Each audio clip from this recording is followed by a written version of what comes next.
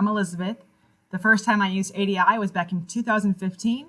Since then, we've had a few changes. If you've been around since 2020, we've integrated virtual learning with hybrid learning where students are at home and in the classroom at the same time. So the flexibility of ADI is amazing with how you can adapt it for what the best needs are for your learners. Some of the ways I've seen student growth in problem solving and collaboration starts with the initial question that you offer and the article we annotate. It allows students to look at the concept we're looking at and say, maybe I've seen this before, I have an opinion on this. The beautiful thing is you'll have a group where everyone has an opinion. And you say, okay, so your opinions are valid. Now bring those ideas together to form one claim for your group. With that, I've personally seen how teachers appreciate students' curiosity for that, and they kind of step back and let the students build their investigation report. Some of those investigation report checkpoints are also excellent because it allows students to say, if you look behind me, you'll see, they might say, well, we're going to collect data, and I say, great, how are we going to collect your data? Without telling them how. And so they have to say, well, it's going to be in a data table or a chart, and so they have to come up with that and make their chart and how they're going to label it. As a result of their data, however they collected it, they have to choose a graph, which, preloading how we do graphs in 7th grade science for that context, they would choose a graph based on that. We've had students who do a circle graph or a line graph, and way over here you might see it, the bar graph. So those are great ways they can say this is the data table, but that's not the end. We have to also have a graph to communicate what we're trying to say from our data. One of my other favorite things is seeing them build their articulation, how they're confident with what their data showed through the argumentation rotation sessions. While we do provide them with sentences and mentally prepare them, this is what people are going to ask you. It's really good to be prepared to say, here's what we thought, this didn't work out. It's good to reflect and say, that's part of science. But also, students might say, well, why did you think that? What would you have done differently? And so they're going to hear these questions and maybe take it back to their group and say, I hadn't thought of that. And that's so good for life skills, for any scientist, how we think and process and reflect and move on and readjust. I also love how they rotate not only to defend in the argumentation session, but also to go out and listen and ask questions of other people where they're saying, oh, I hadn't thought of how they could collect the data that way. Maybe our data isn't as valid, or if it is valid, I like how they other students communicated with a graph or brought in justification from other angles they hadn't thought of. The best timing tip for facilitating an ADI investigation, if you're a teacher who likes to keep things on a very specific schedule, we do have, obviously classes that have time periods that end, but you have to be flexible. I would definitely say make Google Slides. So you'll say, hey, stage 1 is this, stage 2, whatever you call it at your campus. But be flexible with how much time students might need for that investigation report, or come back and make sure they have a valid argument. Make sure they have data and they've had time to bring in their justification.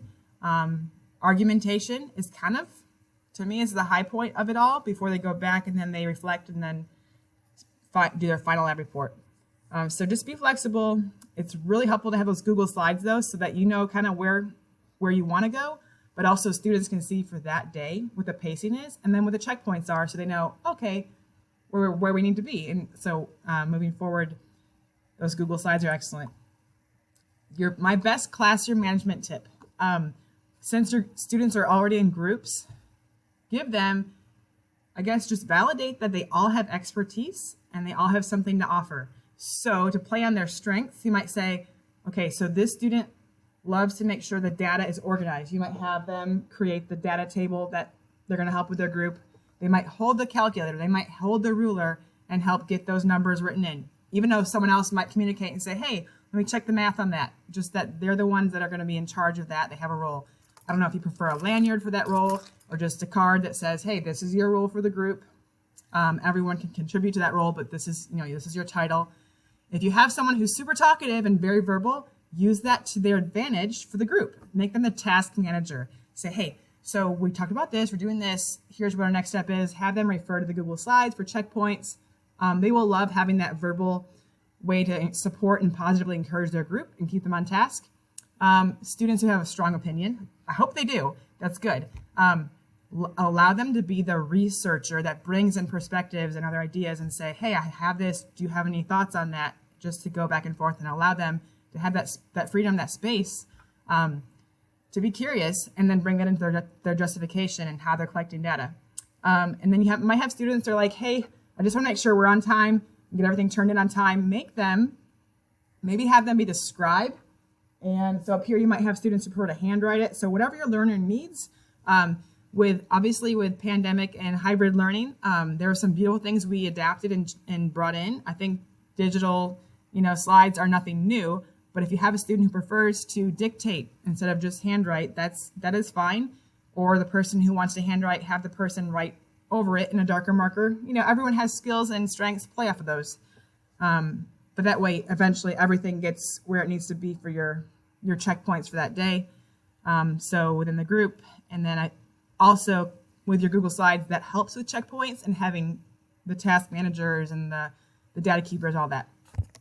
All right, the last thing I want to add is any other general advice. I would say if you're new to ADI or you've been doing ADI, however you see it, I think the biggest takeaway is you're presenting them, here their poster, with a concept they may or may not have seen before on science. They're in your classroom, they might have tunnel vision thinking this is for a grade, this is unit 3, 7th grade science, I'm not going to use this again.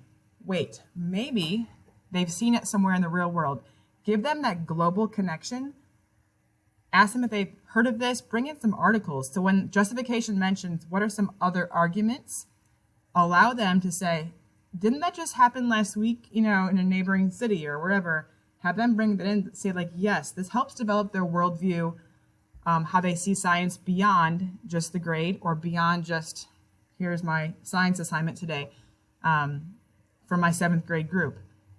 They're going to be scientists moving on, whether they're at home with families, outside somewhere exploring, or in a working environment where they can investigate and collect data and make ways to communicate it and say, wow, that didn't work or did work. It's a beautiful piece, but also the concepts might be happening right around them or in the world somewhere. And you're like, wait, we just did that with ADI. It's happening over here too, across the world, or next door.